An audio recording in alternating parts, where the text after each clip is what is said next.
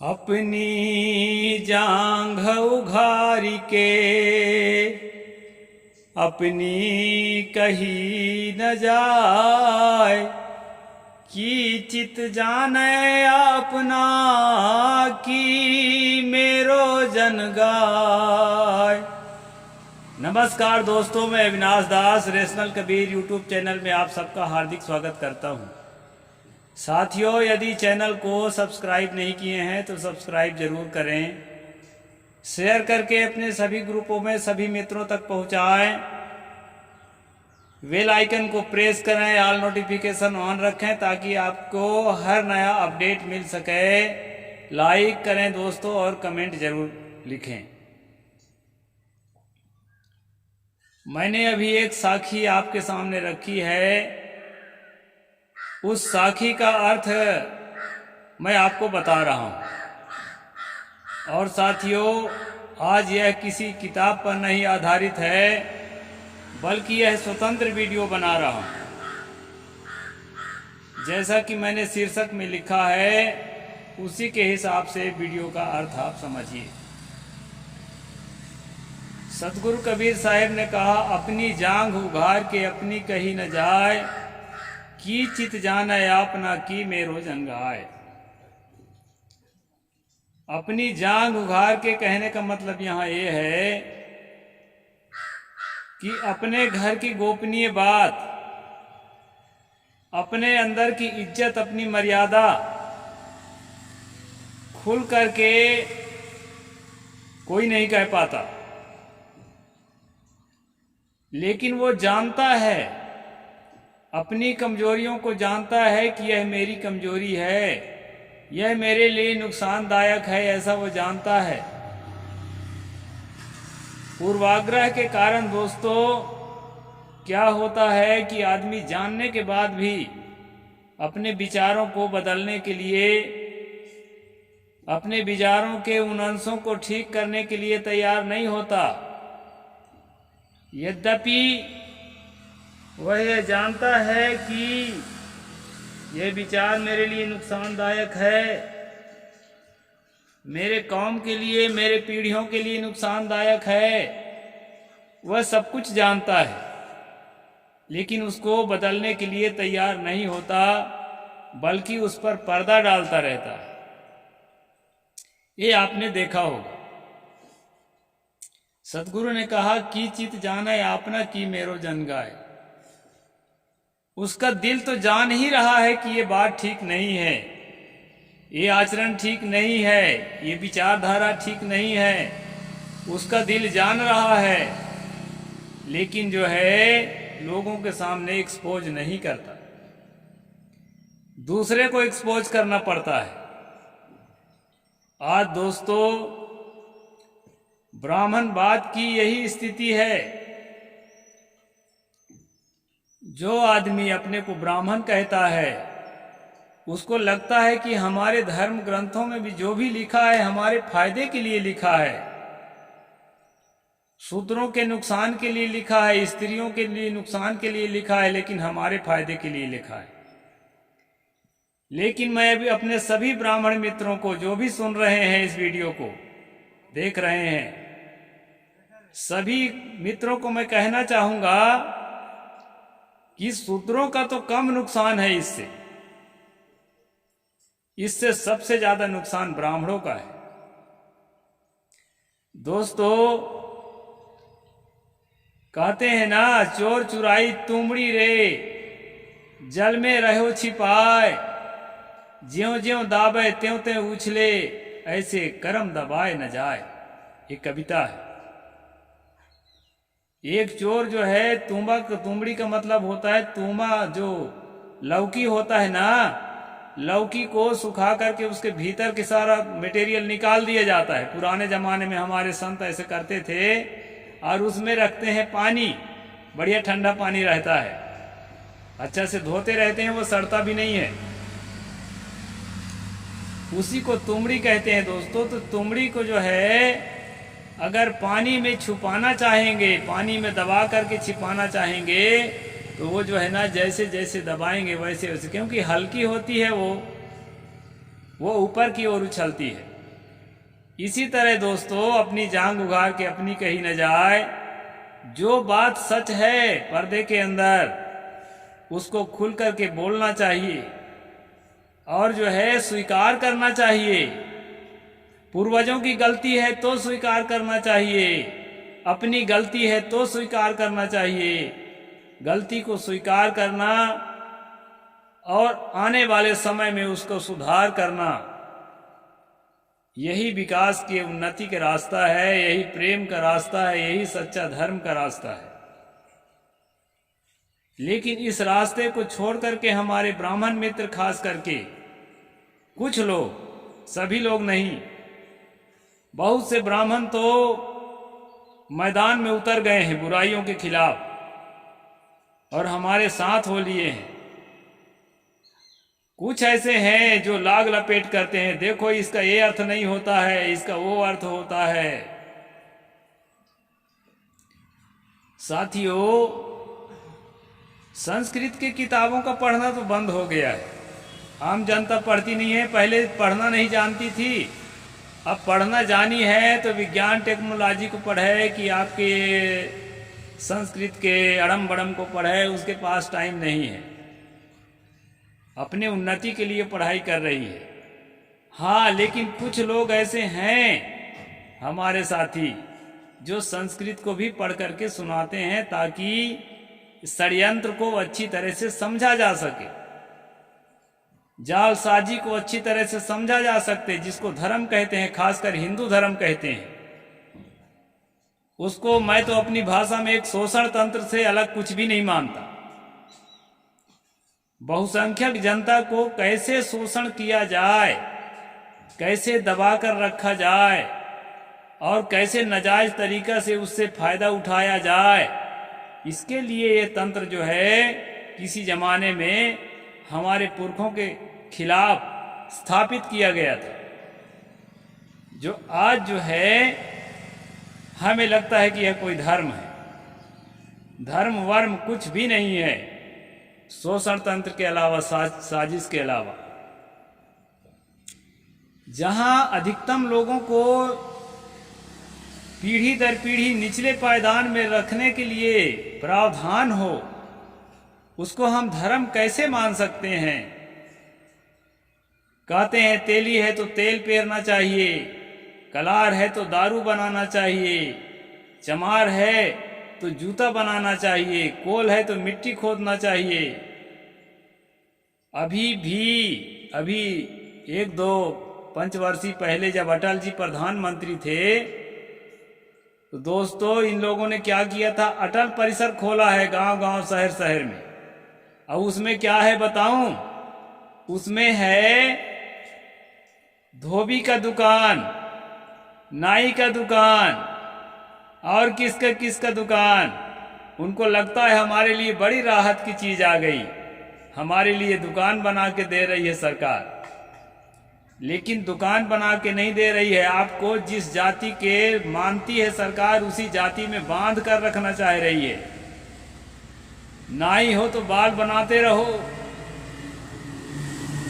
धोबी हो तो कपड़ा धोते रहो, उससे ऊपर उठने की जरूरत नहीं है, उसी में बहुत पैसा मिलता है।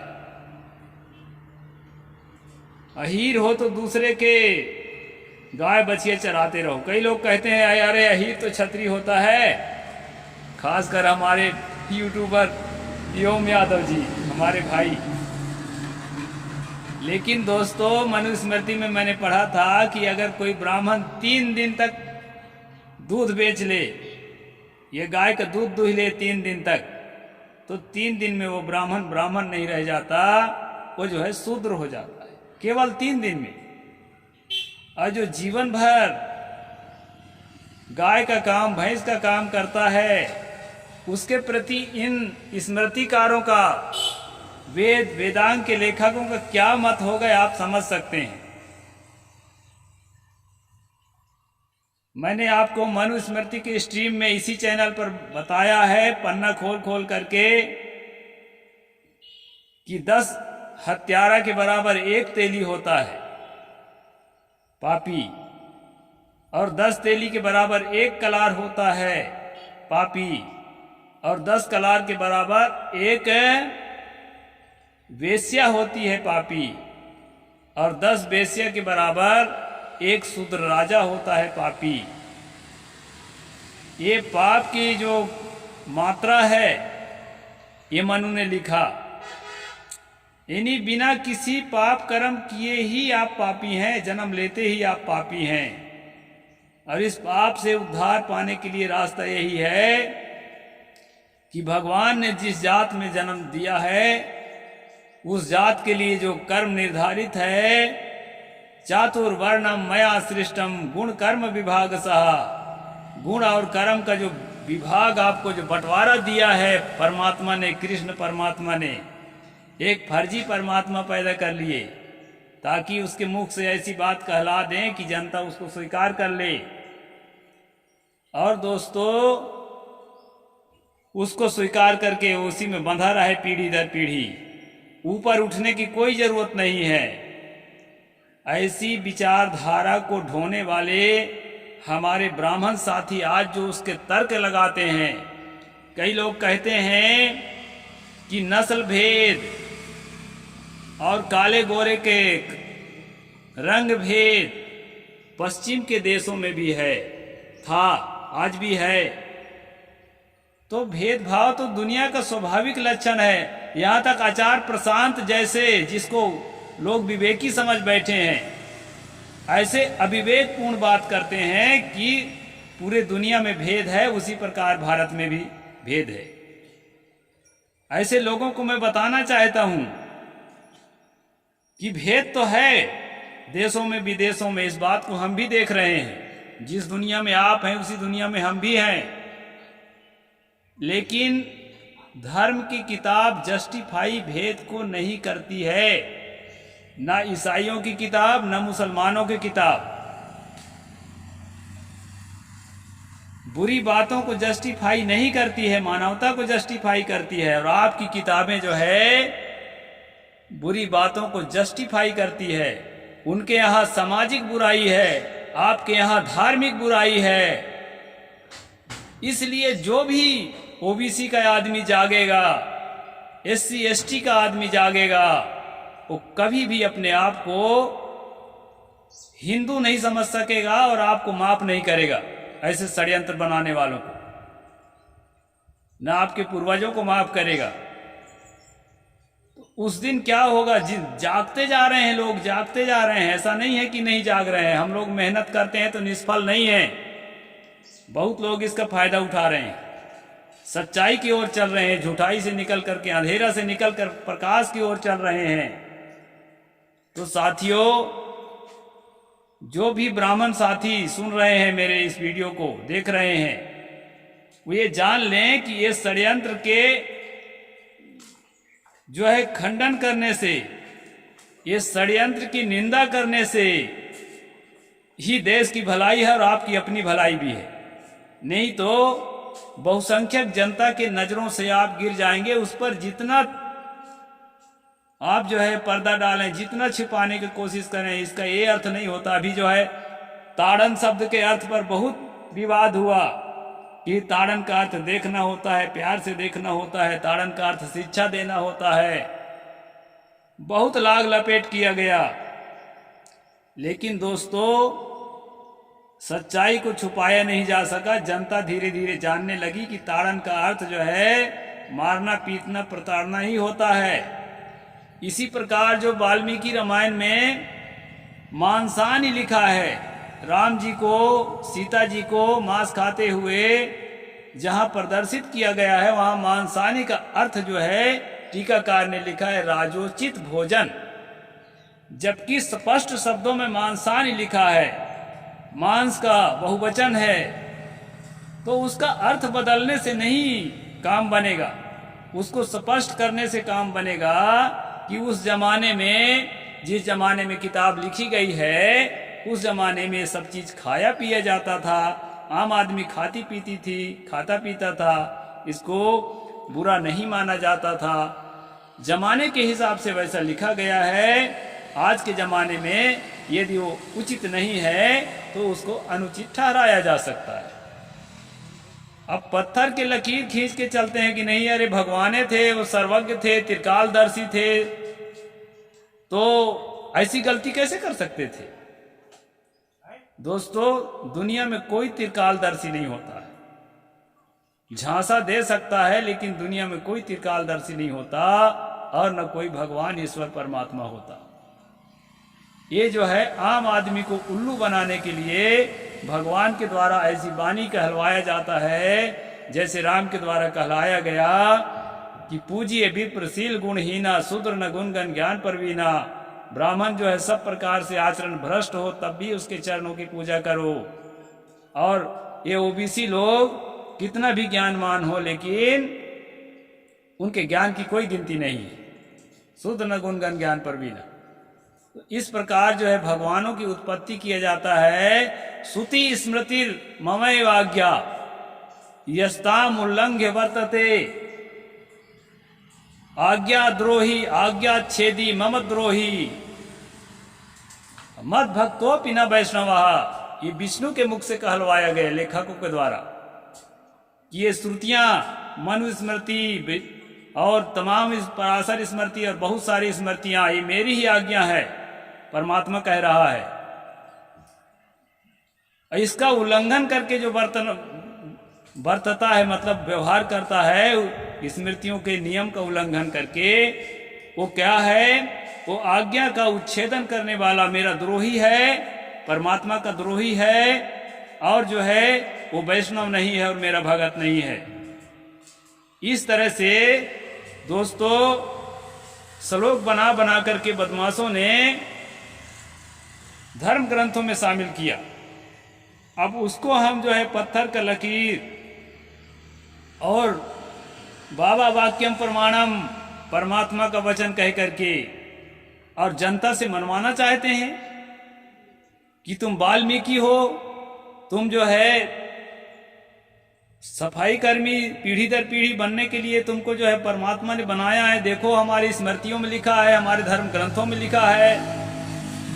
तो साथियों, अब देश विदेश पढ़ने जाने लगे हैं और सच्चाई को जानने लगे हैं। अगर परमात्मा की ऐसी व्यवस्था होती तो भारत के बाहर भी ऐसी ही व्यवस्था होती, लेकिन भारत बस में है। अन्य देशों में जो यहीं के जो गए हुए हैं वही लोग इस व्यवस्था का समर्थन करते हैं, बाकी लोग तो नहीं करते। इसलिए साथियों, ऐसा बिल्कुल भी मत सोचिए कि ब्राह्मणों का हित है इस विचारधारा से। जैसे जैसे जनता जागेगी इस विचारधारा पर थूकती चली जाएगी और जो है स्वेच्छा से दूसरे विचारधारा को ग्रहण करेगी।